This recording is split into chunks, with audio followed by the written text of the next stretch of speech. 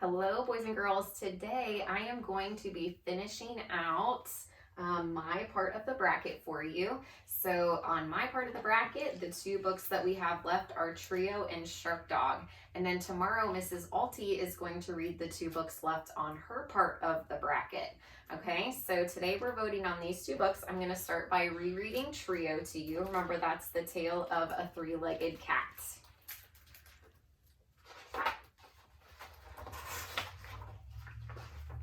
One night in a garage in a worn-out old wing chair, 4 kittens were born. One was black, one was white, one was striped, and one was gray but different. He only had 3 legs, so he was called Trio. Trio didn't feel different. He could pounce, he could sneak, he could jump. Whoops! Well, sort of.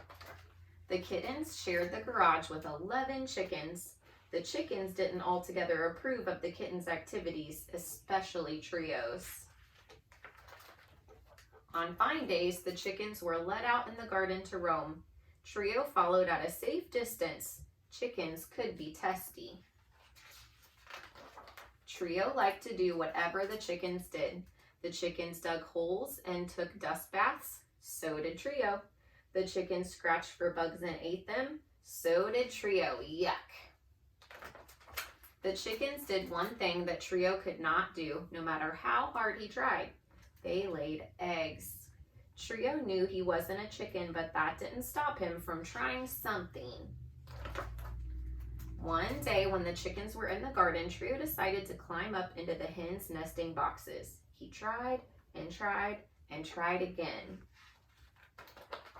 Trio didn't give up until he found a way, and finally he did.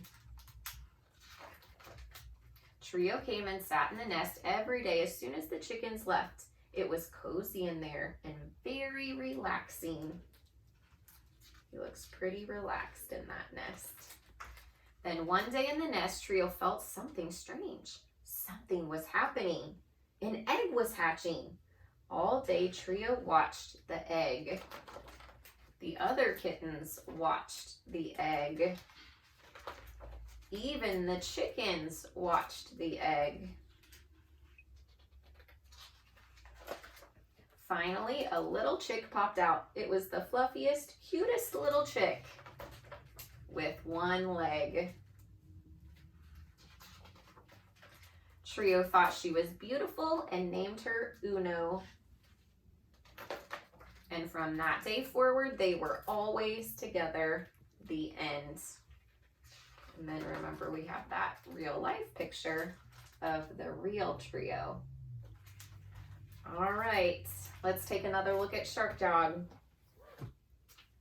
Here we go.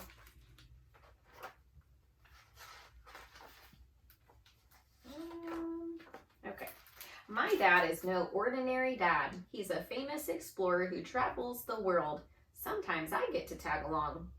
On one trip, when we were busy exploring, we found beautiful butterflies and strange plants, tortoises as big as cars, and colorful birds in huge trees. And yet, on that trip, I had a strange feeling I was being followed. As we sailed home, I thought I heard a loud noise, but I was too tired to investigate. Later that night, something woke me from a deep, peaceful sleep. Something slobbery. Slurp.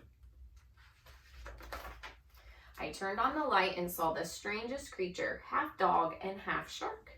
He seemed friendly enough, so Dad said I could keep him. Back on land, Shark Dog made himself right at home and he began to do his own exploring. It didn't exactly go as planned. Sploosh. And at the park, we didn't stay long. Shark Dog was no ordinary pet. Sometimes when he did dog things, he was more like a shark. And sometimes when he did shark things, he was more like a dog. He's fetching his shoes. Either way, Shark Dog was a fun friend to have around on land, scrunch, and underwater. We did everything together. Sweet dreams, Shark Dog. What Shark Dog loved most was a trip to the beach. It was important to keep an eye on him at all times because shark! When people spot a fin sticking out of the water, they do get a little bit worried. Being near water always made Shark Dog super excited. One time, Shark Dog was more excited than I'd ever seen him. He'd spotted another shark dog. He couldn't contain his joy. But it wasn't another shark dog, and for the first time, my shark dog was sad. He was still sad that evening. He was even sadder the next day and the day after that. Oh no, I said to my dad, I bet Shark Dog is thinking about his home. Maybe it's time we took him back, said Dad. So we did. Shark Dog got the most wonderful welcome. My dad even took his friends out for a ride. It was a happy day. That night, the Shark Dog sang us a beautiful song in the moonlight. The next morning, it was hard to say goodbye, but I told Shark Dog it was time to go. Suddenly, Shark Dog began to follow our boat. Then, with one enormous leap, he was back on board. I think Shark Dog made up his mind, said Dad. It looks like you're his home now. And that was just fine with me. And that's the end.